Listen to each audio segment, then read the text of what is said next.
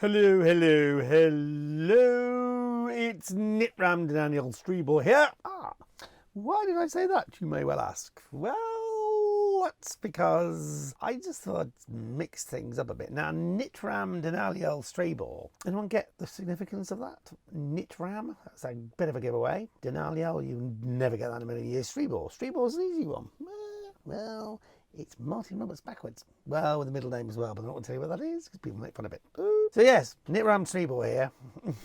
Welcome to my property clinic. This is your chance to ask me questions about anything to do with anything. Property, balloons, pizzas, sausages, crisps, flying freeholds, and investment strategies, all sorts of stuff. It's Ask Martin Monday. Hashtag Ask Martin Monday. That's when you ask me the questions. On Twitter, at TV Martin Roberts. Oh, and yeah, really important that you like this video. And to subscribe to the channel. I love you if you subscribe, please. Thank you. Anyway, let's get on with today's exciting questions. This is Stathis Borand. Hello, Stathis. There's a property up for auction that's situated in the middle of a row of terraced houses on a street. The editor can't decide what song to use, but does have the Best of Madness on CD. Can you help him decide which track to use? This is so easy. Now, this would almost have made it into series 1 of Homes Under the Hammer, when everything was very, very literal. Because obviously, Our House by Madness is the perfect choice for that. But we don't do that anymore, because we're so much more obscure, and you need to be obscure. And so I'd probably try and find a lyric within another Madness track that wasn't Our House, that had some vague link to what we were talking about, and they put that in. But sure, it is probably the number one question I get asked is like, how do or who does the choosing of the music to go with the show? Because it's often very, very obscure and very funny, and sometimes just very infuriating, and just a little tinkling in the background. You think, what is that? It turns out it's something to do with something in a track, and you have to piece it together, and it's all very old. But anyway, we love the editors for doing that. Jeff Hack, hello. Jeff Hack, hello. How do you get rid of Japanese knotweed? And is it expensive? It's in the garden of a property I'm interested in buying. Well, this is what Japanese knotweed looks like. Nasty little devil it is as well. Interestingly enough, introduced from, I believe, Japan, possibly. No, actually, funny enough, it was introduced from the small island of knotweed. No, but anyway, no. So it's introduced as a fast growing, which it certainly is, decorative. That's it. Yeah, floral plant. Ooh, look at this plant.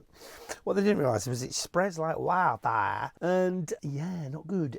So if you get it in a property, if it's in the garden, it's fine. It sort of does its thing. But the problem is, its rooty poos go all through concrete. They go through masonry, and if it gets into the structure of the property, it's really bad news because no property really likes having the Japanese knotweedy stuff growing through it. So it is actually what's called a notifiable plant. So you have to tell the local authority if you've got it in your property or you notice it in somewhere, because it's a nice little devil and it just grows like crazy. And to answer your question, how do you get rid of it? Well, I mean, it does respond to weed killers, but if you leave a tiny little bit like a worm,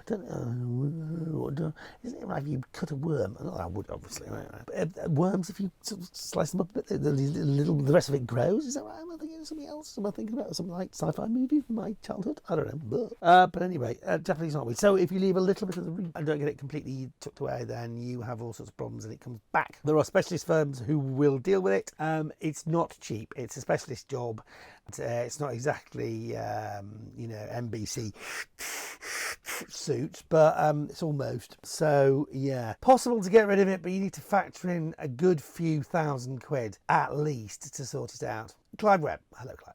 Hi Martin. Homes Under the Hammer is my favourite daytime TV show. Thank you so much. That's nice to know. When buying a house to do up and sell, is the second home 3% extra stamp duty payable, or is there some exemption for developers? No, there isn't. Well, you have to pay that if it's a second home, unless you're living in it. Well, no, if it's a second home, whatever, unless it's your principal place of residence, you will have to pay an extra 3% on top of whatever the stamp duty is. So if the stamp duty rate is 0%, you'll end up paying 3. If it's 6, you'll end up paying 9. Whatever it is, you have to pay it. No way of getting around it, and there's no exemption for developers. Tooting South, hello Tooting South. Hi Martin. Do you think it's a good time to put a house on the market or wait a while? Will areas that normally sell houses quickly feel much difference in timescale? will prices drop significantly? Well, two things out. It is the question on everyone's lips at the moment, and I think we just have to take a bit of a watching brief. At the end of the day, if you put a house on the market, you don't have to sell it unless you're happy with the price. So I don't think there's anything to stop you putting houses on the market, and anecdotal evidence is that the property market is still doing okay. Whether or not it will be affected if there is a more, serious financial sort of just disastrous scenario, which who knows, then obviously if the economy's affected really badly, if loads of people out of jobs, if there's a depression or that everything goes into meltdown, then there's no way that house prices can not suffer. But things like big financial crises have happened in the past, and the housing market may take a dip, but it generally comes back. So the old adage, good houses in good areas will always sell, and there might be bargains to be had, is the alternative side of the argument. And if you're buying to rent out, as long as you get some good returns on your money, then maybe you're not so concerned about the capital value. Something to consider. And there are lots of investment strategies on my property masterclass on this site as well. Lots of explanation as to reasons as to why you might like to develop and how you can develop and how you maximise your income and the strategies you can adopt. So check out the property masterclass, and there's also Martin Roberts' Property Education, which has got lots of information if you really want to get inspired about the world of investing in property. But anyway, thank you for that question, Tutti. Jamie Barron. Hello, Jamie. Have you ever done a Homes and Hammer property in Hull? Well, I think we most definitely have. I think we've done Hull. I think we've done North Yorkshire. I think we've done Scarborough. I think we've done Whitby. I think we've done further up the coast, heading towards Scotland and Northumbria, or Northumbria and Scotland. I don't think there's many parts of the country where we haven't actually done Homes and Hammer, to be honest. 17 years. Hull, I seem to remember, had a fantastic museum. And of course, City of Culture and all that kind of stuff. But I do remember there being a brilliant, was it a fishing museum or something? I don't know, whatever. And fantastic fish, obviously. Hardworking, lovely people in Hull. So we will, I'm sure we've been there, and all around Scunthorpe, across the river, isn't it? Beverley, which is slightly up. And I'm sure we will return to Hull before very long. Okay, Julian Smith. My question is, how do I get into buying and renovating property and selling on? I've watched various programs, including Homes and Hammer, and I'm at the stage in my life that I would like to get into it. Any advice would be most appreciated. Well, Julian, you most definitely need to get training. You need to teach, or you need to learn how to do it properly. And the only way to do that is by investing in yourself in terms of property training. Obviously, I run, in conjunction with Asset Academy, lots of property training courses which can take you from novice to sophisticated property investor. There's lots of online versions that you can do at the moment. If you check out martinrobertspropertyeducation.com, there's all the details on there of the various things that are available. I've also got a book called Making Money from Property, which is a really good starting point. You should take a look at that. That really will set you off on the road to becoming a property investor, because a lot of people think it's easy, but it's really not. There are lots of pitfalls. Check out the masterclass on here. That's all for free. Just go look at the kind of stuff that I'm telling people and advising you on there. But whatever it is, people talk about the cost of training and stuff, and my advice is, if you do it well and you do it, with me and an asset and whatever, you will recoup whatever you put into it by learning how to set up deals better, how to structure finance better, how to set up your business properly, how to find the right properties and where to go. So, there isn't a fast track, but there's certainly a hand-holding process that you can go through. So definitely check out all the options that are available. And I wish you very good luck with that. Christopher Peacock. Hello, Christopher. What is the most unusual thing that you like? So, what is the most unusual thing that I like? Well, there's lots of... What's the definition of unusual? It's like not normal. I like eating toast with marmalade with tomato ketchup. No? Toast with marmalade with tomato soup. That's it. Toast with marmalade with tomato ketchup. No, that's pushing the boundaries of unusual. No, toast with tomato... I've got me confused here. Toast with marmalade with tomato soup, Heinz tomato soup. Obviously, I say obviously, but it's just like what I grew up with as a kid when you were poorly. You had comfort food. And oh my God, do you remember Lucozade? I'm sure you can still get it, right? But when I was a kid, it was in this bottle with kind of yellow cellophane. Do you remember that? yellow cellophane on the outside of it, and it was a big glass bottle. And there was always quite a drama or quite a ceremony of actually unwrapping the cellophane, and it made this lovely sort of crinkling noise. And it was all part of a special treat when you were poorly. And likewise, Heinz tomato soup. And there's obviously lots of lovely soups out there, but Heinz tomato soup does, whenever I'm feeling poorly. Does everyone have like a poorly food? Maybe? What's your poorly food? I mean, yeah, mine's definitely Heinz tomato soup. And Lucozade, yeah, still Lucozade is just, I guess it's stuff that your mum or your dad or your granny or your parent, whatever it is, foster parent, or whoever it is used to give you as a child, it sets you off and makes you feel like, yeah, somebody loves you and is looking after you. So thank you for that question, Christopher. I mean, that was all focused on food. But there's lots of other things that are unusual that I like. Wendy, hello, lovely Wendy Clark. How are you? Was watching an old Holmes and Another Hammer the other day with a very young Martin Roberts. Ooh, it started me thinking. If you could go back in time, what era in history would you go back to? Oh my golly gosh. Well, actually, I occasionally see me doing really old Homes of the Hammers, and it's quite a shocker. It's like, a wedding video or an old video that you took on some old camera years ago, and you look at yourself and go, well, I thought I was quite sartorially up with the moment at that point, but actually I think flared trousers and cords and whatever I was wearing possibly they weren't the wisest choice. But I remember doing a story once in the voiceover, and we went back to a property I think that I visited 10 years ago. It was 9 or 10 years ago, and there was this really young lad walking down the street, and it took me a moment, and then I realised it was me, and I was like, ugh, and I went, oh, in the voice. Because, yeah, I guess we don't think we've changed, but we do. La-di-da. Anyway, if I could go back and say, what era in history? Well, of course, it depends what level of society you are at, because I think probably as long as you're at a reasonably high level of society, most eras were probably okay. You'd be a king, or you'd be a courtier, or you'd be a industrialist, or whatever.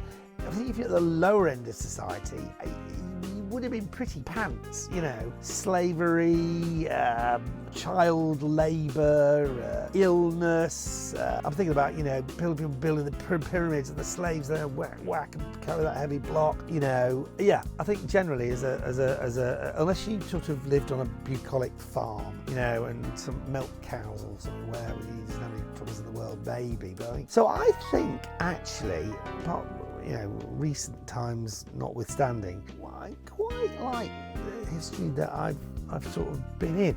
I think the 60s would have been, and proper swinging 60s would have been, Austin Powers type 60s. I think that would have been coming out of the 50s. I was born in the 60s, but I didn't really grow up. I grew up more in the 70s and the 80s. So reaching sort of, being born in the mid-1940s, just after the war, so you get to your 20s in the mid-60s. I think that probably would have been quite cool. I think you would have had some fun. So I believe. So probably that. Or, I'm thinking about days of explorers, and, I'll tell you who, not to go back very far, but do you remember a travel reporter called Alan Wicker? He did these TV shows when I was growing up, and I'm sure he was partly responsible for inspiring me to be a travel journalist, as I was, still am to a degree. I did loads of travel journalism. I did Wish You Were Here, do you remember that show? And Breakaway on Radio 4 when I started out. But there was this guy called Alan Wicker, and he did this thing called Wicker's World. And he was a very suave, sophisticated English chap, and he went off and he explored the world before a lot of it had been explored. And he did these amazing reports, very inspirational. And I met him once on the steps of BBC Broadcasting House in Manchester, where I started out as a radio reporter. And I met Alan Wicker on the steps, and he was wearing his classic sort of jacket, blue dark blue jacket, and very shirt and tie and smart trousers and sunshiny shoes, and he was just, as he looked on the telly, I was completely in awe. I was like, I just wanted to say you've really inspired me and many people, I'm sure. And yeah, well, Anna, here's the story. The only other person who I've been left absolutely dumbstruck by was probably, 100 years ago, when I was living in London, and I went to the theatre to see a play called Lettuce and Lovage, but it starred somebody who I'd had a crush on since I was knee-high to a grasshopper, and that was Felicity Kendal. as in The Good Life. Richard Bryce and Felicity Kendal. Felicity Kendal, yeah. Anyway, so she was in this play, and so I went to see the play, and the play was fine, great. And at the end of it, I thought, so I went to the backstage door, you know, the door at the back, and there was nobody there. This is really bizarre. But so I sort of hung around, and sure enough, after like 10 or 15 minutes hanging around with my autograph book, because you didn't do selfies in those days, there was no phones, cameras, whatever, which is such a shame. Oh my gosh, you want a selfie with this again. Anyway, the backstage door opens, and she appears, and I'm like, and I was actually, I couldn't say anything. I was just like, because she sort of saw me, and I sort of walked up to her, and I was like, and she went, hello. I went, and I held the programme from the theatre production, and I held it open at somebody else's page. And I was like, and handed the pen. And she was like, well, I couldn't sign that. It's not me, is it? And she turned it to the right page, and she signed this particular little theatre programme. And I was like, and then she sort of skipped off into the distance. And afterwards I was thinking, if only you'd been more eloquent and said something, you might have gone for a drink with Felicity Kendal. I was like, you could beat yourself up. That's just kind of way, because it never would have happened. But anyway, there you go. So that is my story. I don't know how I got into that. But, Alan Wicker, who was amazing. And Felicity Kendal, who was also amazing in a different kind of way. Good, brilliant. That was a complete ramble. Sorry about that. Oh, that was the last question. Well, finishing on Felicity Kendal. Not sure that sounds right. So, don't forget, like this video, subscribe to the channel, and do hashtag Ask Marty Monday on a Monday on Twitter at TV Martin Roberts. And I'll be back with more of this next time.